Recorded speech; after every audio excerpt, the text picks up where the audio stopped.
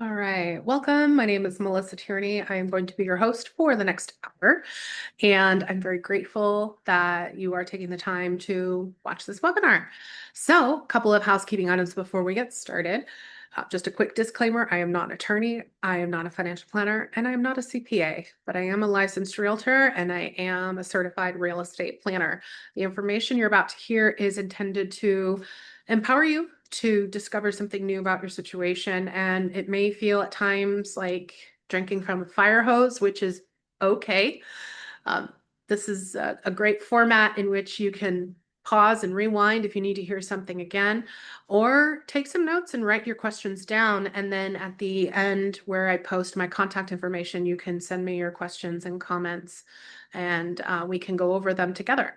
So, on that note, I have a calendar that you're welcome to put some time on. I do no obligation consultations and strategy sessions with people all the time, both in person and in Zoom. So, highly recommend getting in touch either way when you are done with this webinar.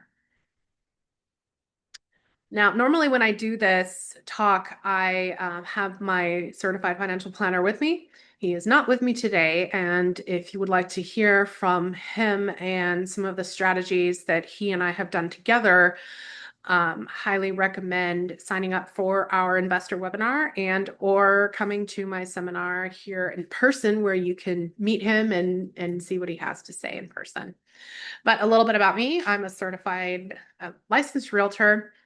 I have a lot of designations behind that license. And the reason that I'm even here today to talk to you about this is because when my family and I were in the thick of working with my grandmother to downsize her, we found ourselves asking a lot of questions we didn't even know existed. And after I became licensed and after we sold her house, I was thinking to myself from a business standpoint, do I want to be that realtor who knocks on doors and just goes right in with, hey, did you know the value of your home has increased? Don't you want to sell today? That's not me. And what I wanted to do instead was to keep having these conversations with people because we don't know what we don't know, especially when it comes to downsizing. There are a lot of myths. There are a lot of just rumors that are not true, but there's no real handbook on how to downsize your senior loved one and also how to keep supporting your senior loved one and make sure that they keep thriving. Much like parenting, gosh, I wish there was an instruction manual for me, for my kids. But there's just not an instruction manual for a process like this and how to support senior loved ones. And so when I found myself in a professional setting, what kept me going and thriving as a professional was really networking with CPAs and financial planners and attorneys and asking them what kind of conversations would help support their clients. And when we started going down the rabbit holes and having those conversations together with these clients, it has really helped me to build a very, very purposeful business. And it is one that I enjoy managing every single day. And I am so grateful for everything that this life has given me and my kids. So I'm here today to really share with you what I've learned from the field and share with you a lot of things that I have seen work well with not just people in my that I work with, but also people in my community that I've seen both thrive and not thrive. So when I'm not, working and doing all kinds of real estate related matters, you can find me in the community running the local Senior Industry Network Association. It's a local alliance that I founded for local senior service professionals to really come together. We meet monthly to talk about what we're seeing in the space and some of the things that our clients are going through, both the good, the bad, and even the ugly. But really, our focus is to strengthen our local partnerships so that we can support our senior loved ones to the utmost highest standard that we can. And I also do a lot of events involving public speaking with this alliance and with these people. Um, You can check my website for for the latest events that are coming up. You can also find me coaching my son's swim team. You can find me volunteering at different communities around town. For a while, I volunteered at the Friendship Center, and you can find me at various fundraisers and doing other things to really empower our local people. So it's something that I've been doing for the last, I don't even know how many years now, but it's where I thrive. And like I said, I'm very blessed to be here today. So what I'm going to cover is really, it's not so much the information that you see on the screen, but I'm also going to be talking about what types of questions I wish I knew, and my family wishes that they knew when we were going through our different stages with our senior loved ones. And one of the things that really resonated was when I sat down with my grandmother and I flat out said to her, what is your vision for your golden years? And the reason I asked her that is because when we were all together, we had all seen little things, and we had known a lot of different things about what needed to happen. But how do you say that to somebody who was was quite a presence back in her heyday, and the matriarch of her family, very strong, all the things. How do you say to somebody, you really can't live alone anymore. You really shouldn't be alone anymore. How do you tell somebody what to do? You don't tell them what to do, but you can ask certain questions. And that's a big part of what this webinar is going to cover, is how to ask the right questions. But one of the things that I started out with that really worked well with her was when I said, what is your vision for your golden years? How do you expect that to play out? And her vision was always the same, really. Was her answer was always the same. It was always, oh, I'm with my family, or it always had to do with I'm with my family. And I said, that's not good enough. Who are you in physical close proximity to, and why? And what will you be doing? With whom will you be doing this? Oh, and so finally she said, you know what? You're right. You're right. I am going to be within 30 miles of this person, 40 miles of this person. I am, even though I can't drive, I am never going to miss another family barbecue. And I'm going to hold every single one of my great grandbabies. And I'm going to do this, do this, and I'm going to do this. Perfect.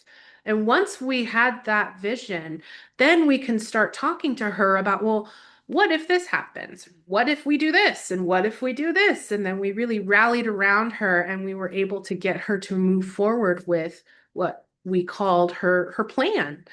And so I like to start out with that. I like to always ask people what their vision is for their golden years, regardless of how old they are.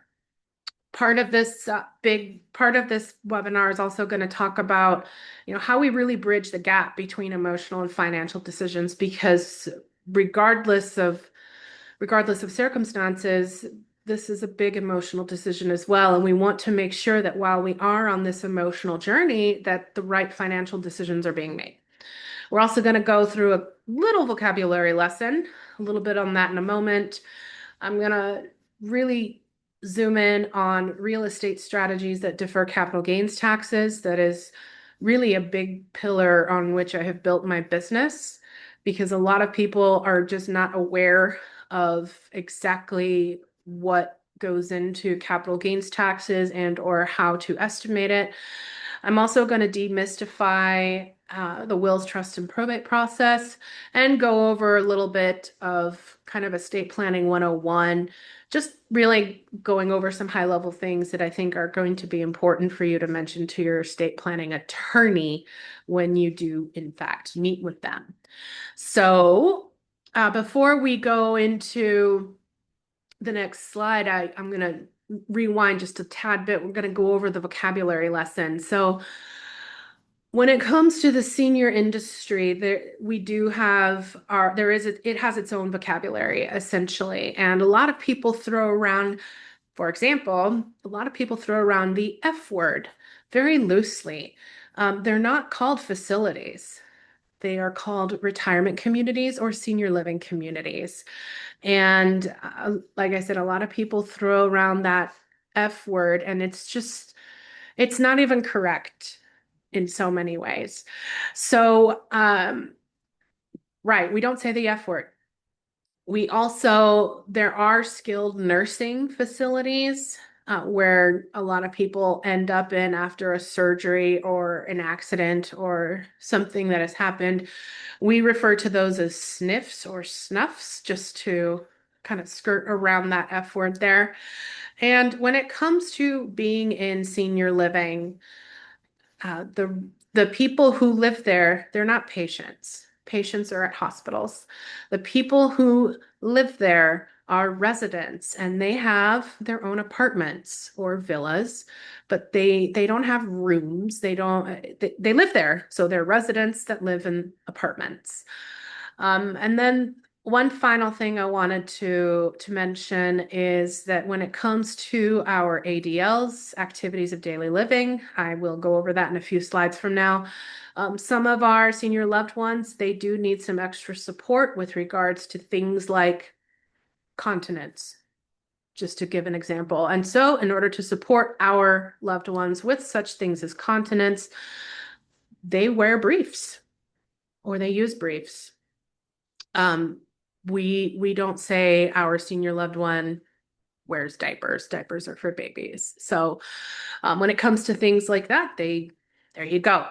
So just so we're on the same page moving forward through this presentation, uh, and we're all on the same page in terms of vocabulary. So the next big thing I like to talk about is what I call the power team of four. And what I always ask every family that I come in contact with is, who manages your family taxes? Usually it's a CPA of some kind. And then the next question is, who manages the family trust? Usually it's an attorney of some kind. Who manages the family money? Usually it's a financial planner of some type. And then I say, who manages the family real estate? And a lot of people look around and go, oh. And that's what I find very interesting, because for most families, real estate is their largest asset.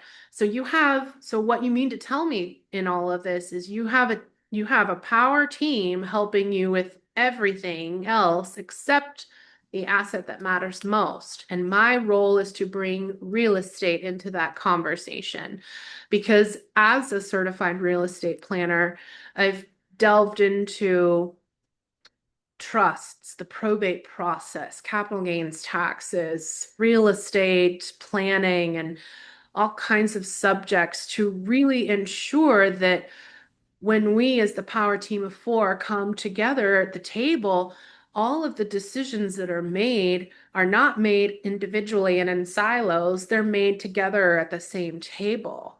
Because real estate, in my opinion, is not just where you live, it is one of the biggest financial decisions that you will ever make. And that's a very different conversation. It leads to completely different outcomes for the families that we serve. And a real estate planner like myself is not just somebody who transacts real estate. I'm somebody who understands cost basis, and we're going to get into the nuances of that. Capital gains taxes, 1031 exchanges, long-term care costs, and the basics of estate planning. And it's not because I'm trying to become an attorney or a CPA, but it's because my client's wealth lives in real estate. And if I don't understand that asset, I can't protect it. So just to level the playing field in terms of what I'm seeing as a real estate wealth advisor, real estate planner, and realtor, but also what everybody else is seeing in the headlines. Normally, when I'm in my seminar and I ask this question, I say, quick show of hands, how many of you have parents or grandparents who own real estate? And almost every hand in the room goes up. And then I say, okay, keep your hand up if you know exactly what's going to happen to that property when they're gone, and most 98% of the hands go down. And that gap that we just saw is what is making headlines right now, and that is called the silver tsunami. And over the next 15 years, $40 trillion is going to transfer between the generations. So it is considered the largest wealth transfer in United States history. And most of that wealth, remarkably so, is not sitting in stocks or bonds, it's sitting in real estate. In fact, roughly 70% of American wealth is tied to property. Meanwhile, 8,000 seniors per day, statistically speaking, nationwide, are making housing transitions, and that's 16 families every minute making emotional, financial, and often irreversible decisions. And most don't even have the right advisor guiding them. So this isn't a future trend. It is actually happening right now. So the real question is, will families be navigating these decisions alone, or will there be people in the room who are actually equipped to help them protect the wealth that is inside their properties? Because here is a very hard truth. Most family disputes after a parent passes away are not about money. It's about real estate because, stay with me on this, cash can be divided. Stocks can be divided. A house cannot be physically divided. And I have seen many, many, many situations where one child wants to sell, one wants to keep the house, one sees it as a home, another sees it as income. And when there's no clear plan, even good families can fracture. And when I say that, I mean I see trusts all the time that say, divide everything equally among the kids. Again, a house cannot be divided equally unless it is sold. And equal is not a strategy. That's the difference between reacting and planning. And that's where I really want to dig into. This is the heart of the conversation because attorneys will often step in after the disagreement begins.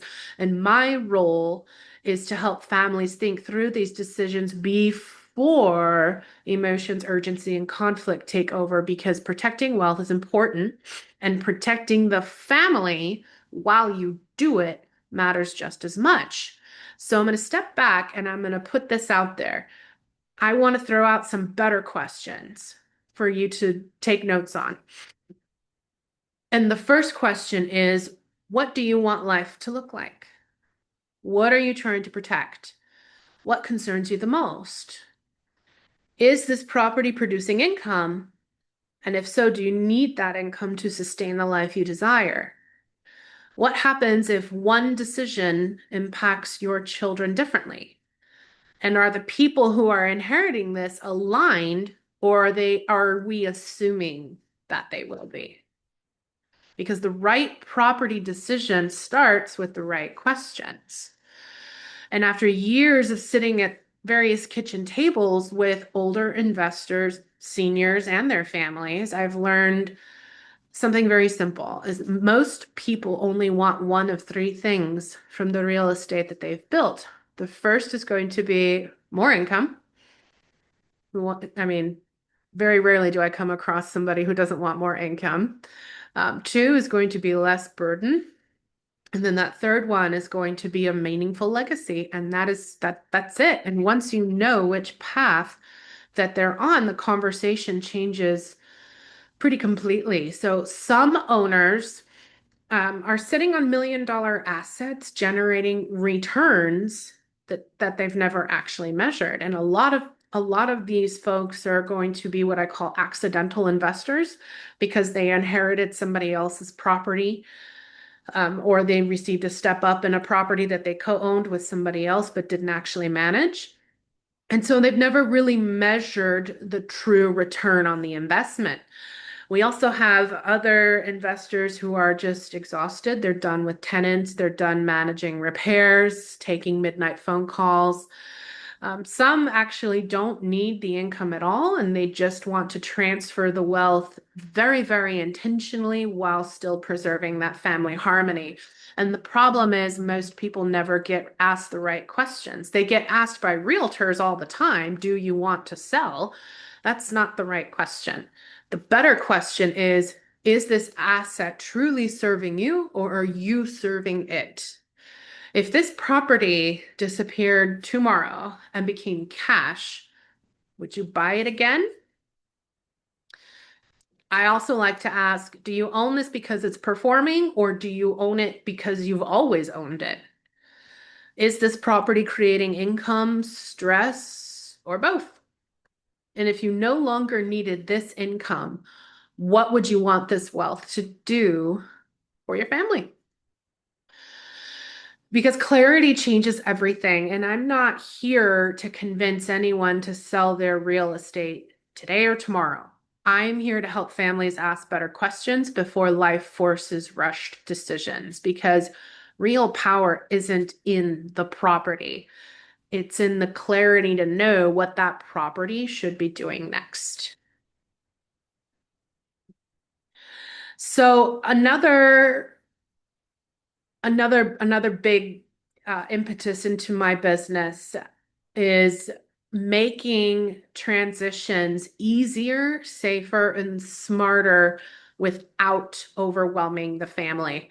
I actually had a situation where the trustees to an estate were out of state. They lived out of state in Colorado, and I got the call that they had received the call that their senior loved one could not go home due to cognitive impairment and a host of other issues. And so they called me and said, we're out of state. There's a house full of stuff there in Santa Barbara, California, and we don't know what to do, and we don't know where she's going to go. So I said, okay, not a problem. We're going to start by hiring a senior move manager. And they said, well, don't we need to hire a moving company? And I said, no. This is myth number one about downsizing. You always hire a senior move manager. I have several in my Rolodex. And the senior move manager needs to be a member of NASM, the National Association of Senior Move Management. You can write that down. It's NASMM. And you're going to want to hire them. You want to give them a deposit and get out of their way. They will hire the moving company. They will downsize the senior loved one. They will assess the new footprint that they need to live in, and they will make it as akin to their original home as they can, especially during times of cognitive impairment. They need it to look as almost as similarly to their original home as they can, so that the senior loved one does in fact feel like they are going home. It's just a new home. And they also know that there's going to be a favorite pillow, favorite blanket, top 3 photos, sensitive documents. All of those things are going to need to go. And they know how to handle the rest of the items. So why wouldn't somebody go with somebody who is an expert at that? That's just part of the easy button. The other part of the easy button is obviously coordinating the repairs and improvements. You're going to want to have a specialist in the area who knows exactly how to do that, and then make a plan for the real estate. And we'll go through the rest of that. But going back to the easy button, I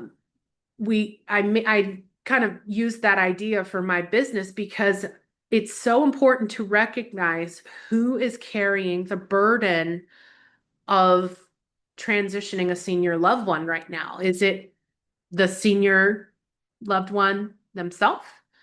Is it the adult child? Is it a trustee who suddenly inherited a job that they never asked for? And I've seen that a lot, because a lot of transactions, they don't fail because the families lack good intention. The only reason they fail is because nobody has a clear plan, and that's where my role changes. The bigger question is, how do we remove the friction from one of life's most emotional transitions?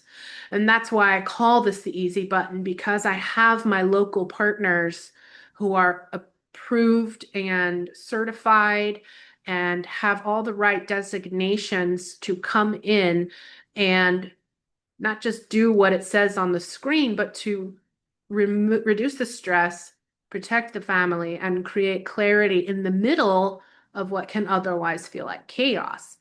And so the senior niche, it's very involved, and it's not as simple as people think it is. It's very, very nuanced. And speaking of nuanced, has anybody in the room, this is a question I ask, has anybody heard the term sandwich generation? And a few hands usually go up.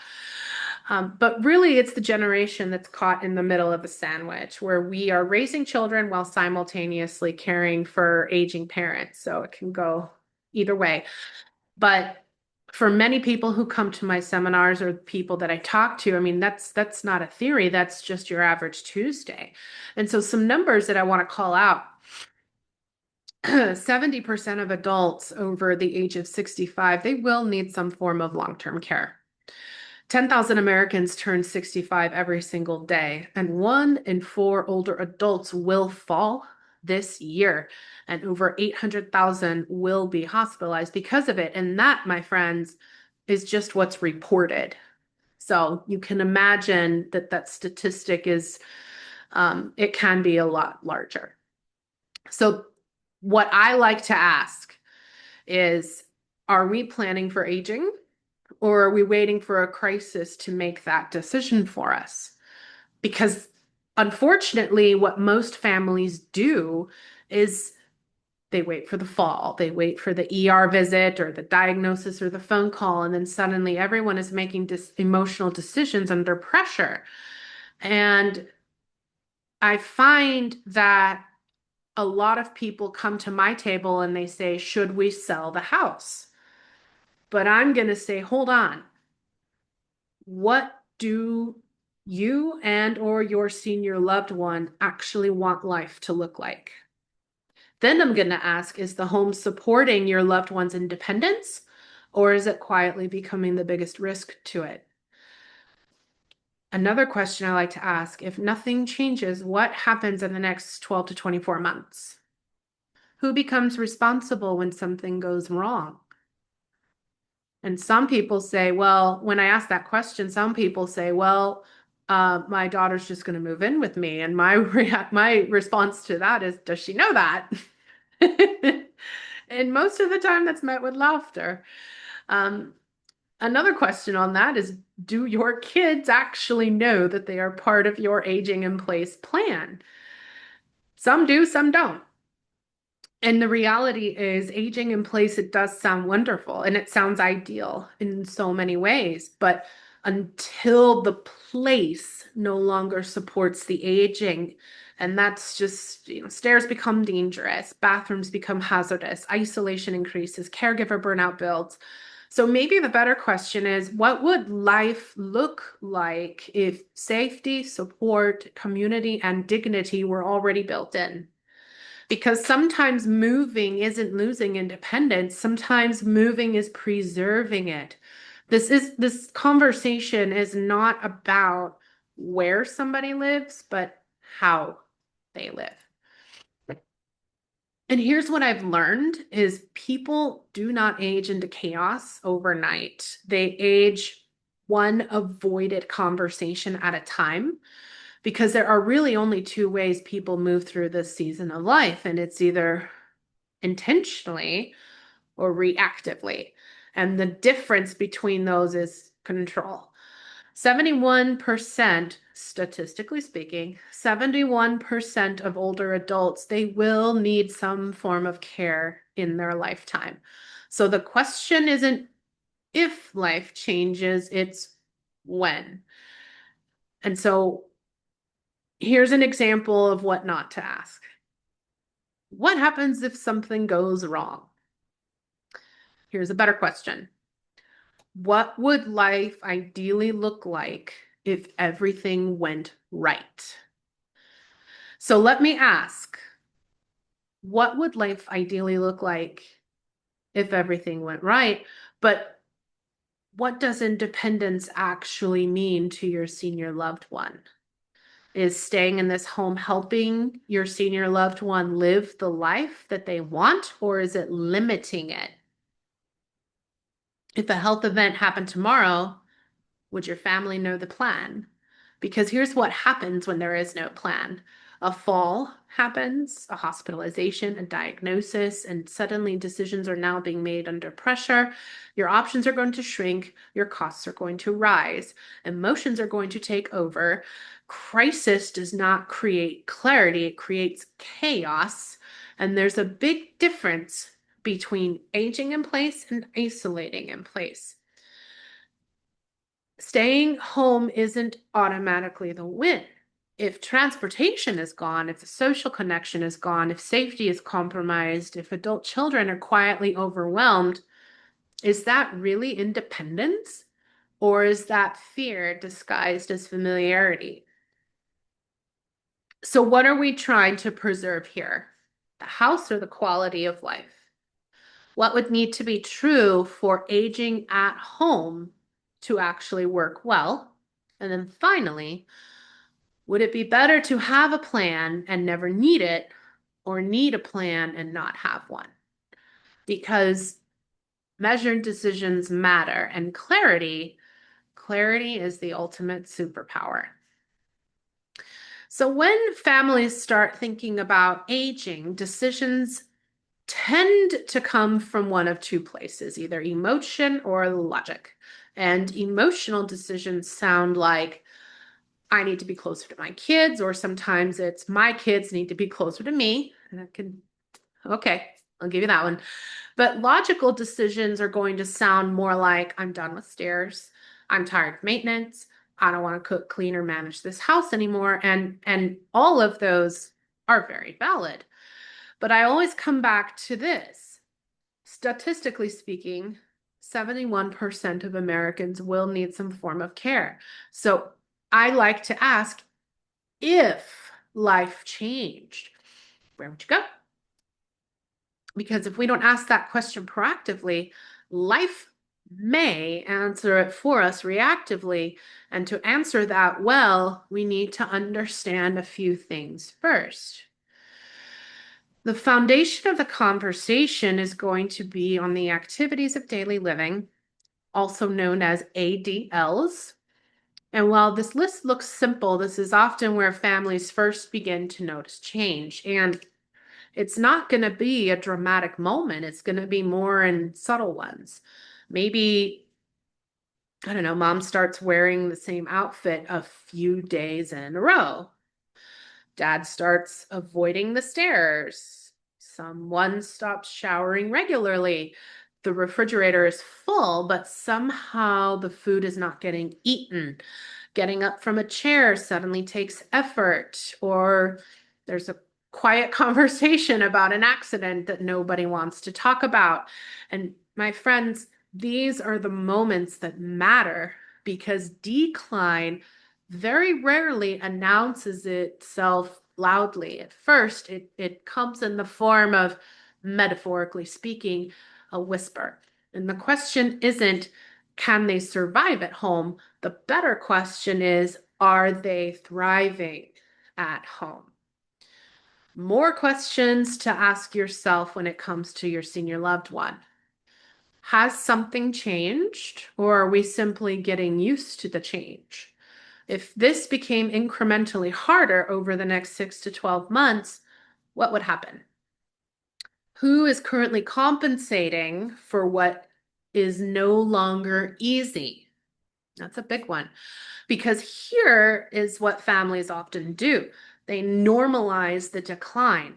They adjust, they work around it, or they minimize it until one day, one of those very small issues becomes a crisis. Because when you recognize some of the examples you see on the screen early on, you get something valuable, and that's time. You get time to make a thoughtful decision. You get time to explore your options, and you get time to preserve dignity, and independence, because the goal isn't to wait until somebody can't.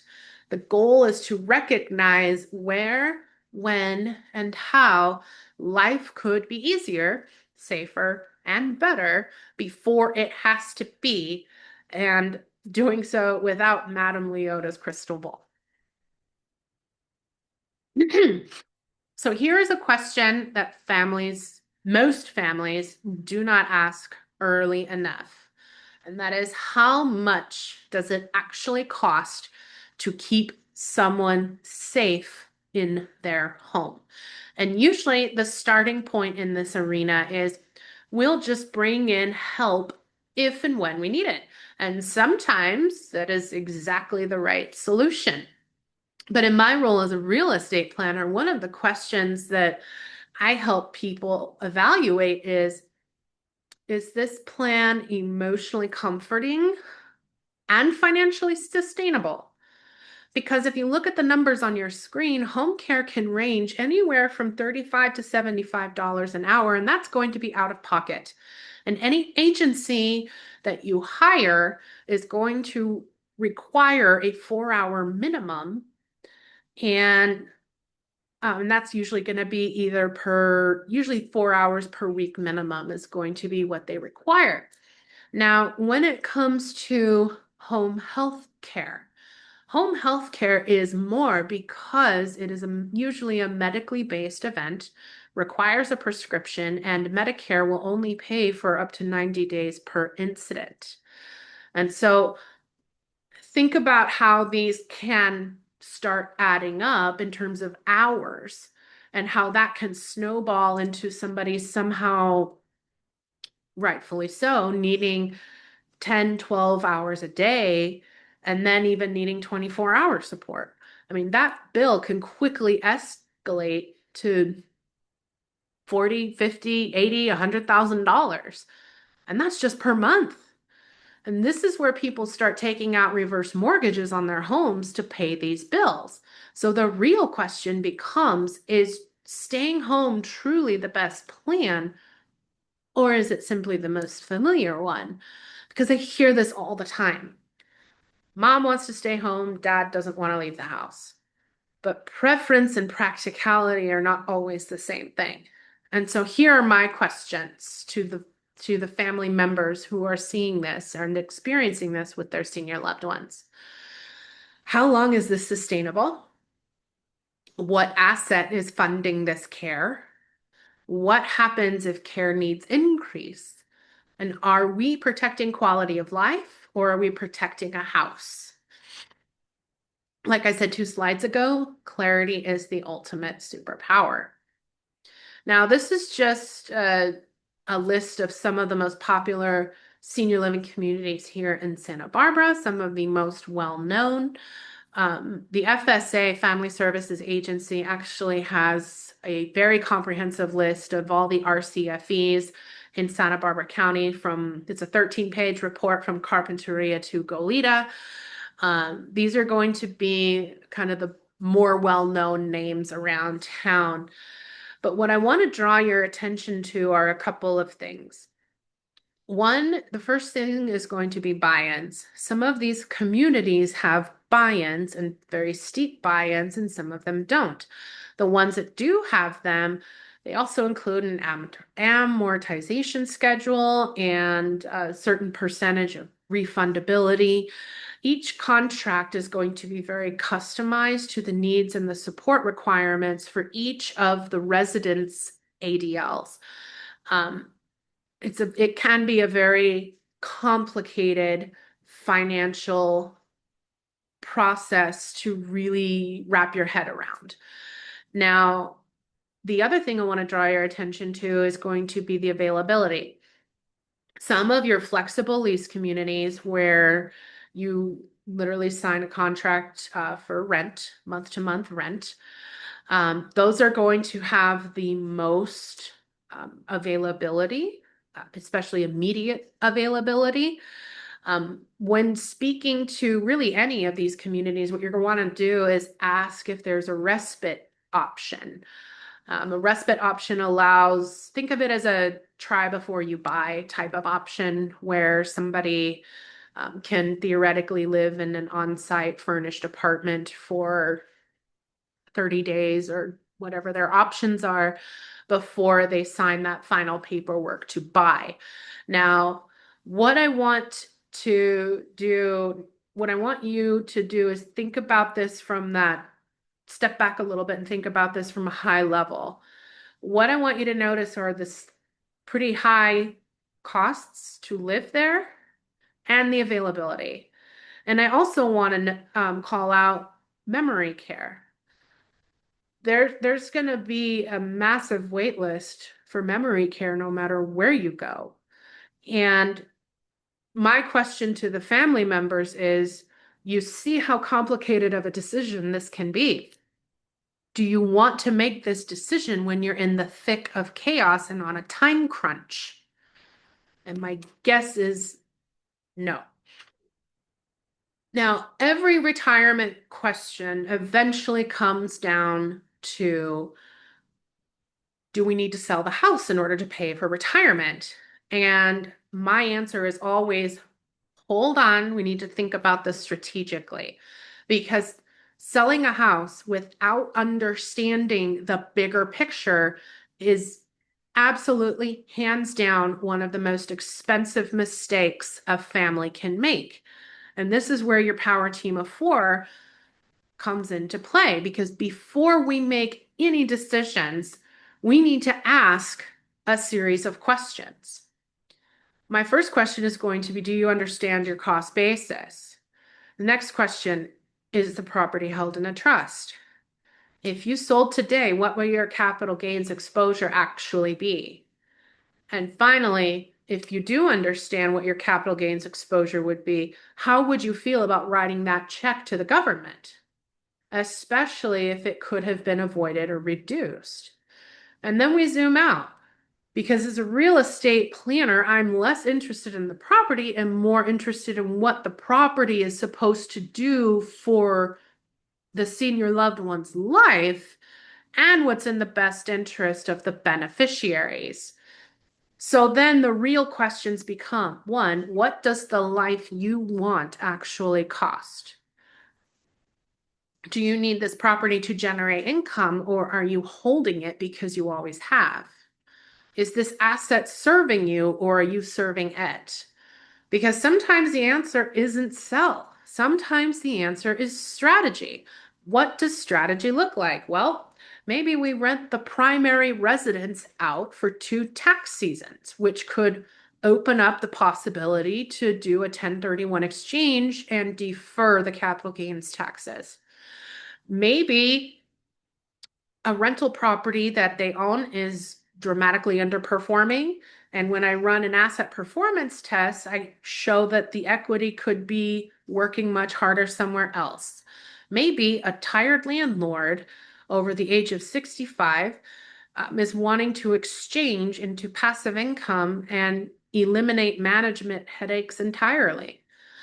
Or maybe the most meaningful strategy is a family legacy. I've seen families use trust-owned real estate very strategically to create housing opportunities for the next generation, which is fantastic, because it not only preserves wealth in the long run, but it avoids conflict, because baby boomers are sitting in the driver's seat right now because they're sitting on decades of equity, bottom line. And so my final question on this note would be, what if, or what could life look like if your real estate was aligned with your goals instead of just sitting there? Because we all agreed on this, it's better to have a plan and not need it than to need a plan and not have one. So why do we have real estate plans? Well, a lot of the families that I work with, they have kids. And funny, their kids are not alike. They don't have the same personalities. They don't have the same financial habits or the same priorities. So then why do so many estate plans say split everything equally. Because like I said, equal is not always equitable. And this isn't theoretical for me. It's very personal because it's one of the most impactful conversations I have with families. And what I like to ask is, what if you could bless your children while you're still here to see it? And the reason I ask that is because the market has changed. And nearly 80% of baby boomers own homes. Less than 40% of adults under the age of 35 actually own homes. The average age, and this is nationwide, the average age of the first-time home buyer is now 40 years old. Buying a house is no longer that just married milestone. And you can imagine in Santa Barbara, with home prices being in the $2 million median price range, many younger families are simply priced out. So I like to ask different questions. And some of those questions would be, one, what is this real estate meant to do for your family? Does every one of your children want the same thing? Do they need income? Do they need housing? Or do they need opportunity? Because maybe the question isn't who gets the house when I die. Maybe it's how do we intentionally use this asset to create opportunity, clarity, and family harmony, maybe now and not after somebody passes away. Because when inheritance is left undefined, families fight. And when it is planned intentionally, families feel blessed. So, first, we need to understand one of the most expensive concepts that most families were never taught. And it's not like this is a required course in high school, but this is going to be cost basis. Now, here's a myth that I hear all the time.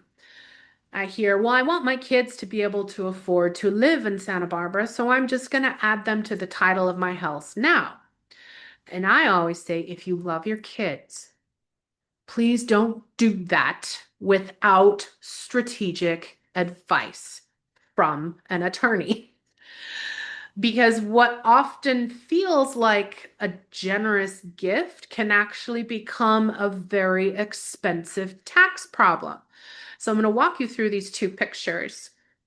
On the left, we have the carryover and cost basis. And this is what happens when you transfer ownership while you're still alive. Your child inherits your tax basis. So let's say mom bought a property at the price point of 500,000, and she puts her child on the title of the property. Well, the child now gets that $500 cost basis. And let's say the child gets a job offer on the East Coast and now has to relocate, and it doesn't make sense for the child to keep the home. So the child decides to sell it. Well, guess who inherits that capital gains exposure? If the property is now valued at $1 million, that child is going to be liable for capital gains tax on $500,000 in gain. And that doesn't seem like an ideal gift. But what I want you to look at is the next one, which is a step up in cost basis. Now, this is going to be where if structured properly, the property basis resets to current market value at the time of passing when somebody inherits a home. And that one can reduce that's the scenario where if you inherit a property at the time of someone's passing, the property value gets reset at the time of passing, and the liability for capital gains is practically zero. So we have 500,000 in gain on the first slide and almost zero on the second slide. That's a difference in a lot of money. And if you can avoid writing a check to the government for many thousands of dollars, would you? Most people say yes to that. This is where I say Do you need a real estate plan? Because these are the kind of decisions that families make. And even though they have the best intentions, unfortunately, they're not as informed as they should be. And they end up with the most expensive outcomes. So as a real estate planner, my job is to ask better questions like, what are you trying to accomplish? Are you wanting to create housing opportunity for your children or a tax liability? Is gifting the asset the right move? Or is gifting the strategy the smarter one? Because good intentions are not a plan. Unfortunately, they are some of the costliest mistakes that are made by very loving parents. And that's why we ask these questions so that that doesn't happen. So now let's go another layer deeper down the logical rabbit hole. What I like to determine when I meet with families is the home protected from probate court? Now, wills by default have to be that they always end up in probate court. That's just the process of a will. It goes to probate court. But the process of a trust does not go to probate court. The process of a trust is executed by a trustee, whether it's an appointed trustee like a family member, or a professional trustee like a private fiduciary. That the trust process is not going to be public like the will process will be. So I like to ask who has a will, who has a trust, and then I also like to ask if the trust is actually funded with the property that is in it. Because if something, God forbid, were to happen, the last thing most families want is for the estate to accidentally end up in probate court. Because probate court is a public process that is time consuming and expensive and emotionally exhausting for families who are already in the process of grieving. And this is why planning matters so much, because when you look at a trust at its most basic level is a legal arrangement where one party, the grantor, gives another party, the trustee, the authority to manage the assets for the benefit of designated beneficiaries. Or in plain English, it's essentially an instruction manual. It outlines how your assets should be managed during your lifetime, in incapacity and after death. And when something this important is involved, especially with expensive real estate, this should not be a do-it-yourself project. This is why I strongly believe that trust planning belongs with a qualified attorney. Now, a lot of times when I'm speaking with a trustee who is in the family, I like to ask, how is it determined that this lucky individual is a trustee? And for most families, it's simply, oh, this is my oldest child. This is my responsible child. This is the child who lives closest. But the reality is being named a trustee is not just an honor, it's a bona fide job. And a trustee has significant fiduciary responsibilities, legal obligations, reporting duties, communication requirements, and decision-making authority. And in California, that role carries some real accountability. And often that person is learning the ropes while grieving the loss of a parent. And I don't know, that seems like a heavy lift to me, which is why in some situations, families may want to consider a licensed private fiduciary instead of placing that burden entirely on a family member. So once we determine how the estate is protected, then we can begin by making strategic recommendations around the real estate itself and the types of property that we're working with. But before we get into that, when I mentioned that being a trustee is a job, these are the 21 responsibilities of a trustee. And there's a lot here. If you want, I can email you this checklist. Just get in touch with me when the webinar's done, and I'll send this to you in a PDF.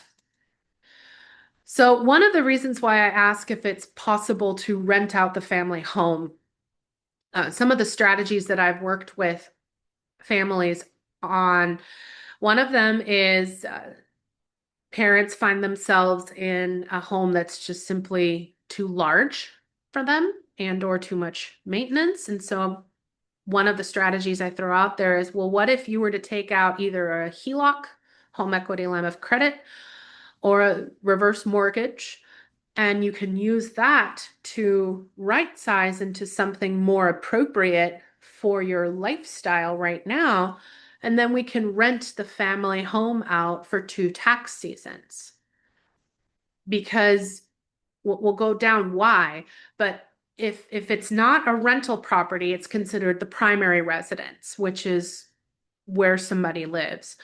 And this is what happens when you sell your primary residence. In the sale of a primary residence, an individual and or a couple get what's called a capital gains tax exemption under IRS code 121C, which states that if you were to sell your primary residence, every person who is on title claiming it as their primary residence could qualify for, if it's a single individual, $250,000 tax exemption, or $500 for a couple on the gain of the home since they last purchased it. And I've got the math to show this on a couple of slides. But the 121C exemption does not apply to investment properties. But why I like to bring this up is because if you have a couple who bought a home in the 80s or the 90s, and let's say they bought it for 300,000. Now that home is likely worth a minimum of $2 million. Even if they qualify for up to 500,000 in gain, that would put them at approximately, if their original cost basis, meaning the original purchase price is 250, you add 500 to that, that's $750,000 cost basis. But if you sell at 2 million, 2 million minus 750, that is going to be gain upon which they will be taxed capital gains on. So that's why I want to see if we can, in fact, turn the primary residence into an investment property, because if upon selling it, one could be subject to up to 42% of taxes. And that's just a lot of money. If the property were an investment property, I mean, we would want to be ideally working with a CPA who could recognize depreciation, among other things, to help defer the capital gains taxes. One of the things that I mentioned before was running an asset performance test. I've worked with a lot of people on putting their money in property out of state because the cap rates are higher and a little bit more solid when it comes to out of state rentals. But it's certainly a good option. But the reason why we do this is because we want the property to qualify for the 1031 exchange process. Now, what is that? That is, again, another step deeper in the financial/logical decision-making process. And what that entails is using the equity in the purchase, in the sale of one property, by deferring paying the taxes on said property through the purchase of another investment property. Now, there is a like kind requirement, but the first thing I want to go into is the math on a 1031 exchange. This table compares selling a residence. Let's just keep it clean, clean math for the sake of clean math.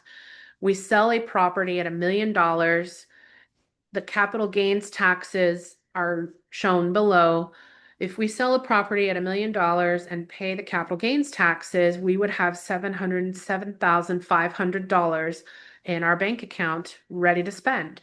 However, if we were to defer using a 1031 exchange, we sell the property at $1 million, we pay no taxes, and now we have $1 million, but it is not to spend. This is like through credit cards.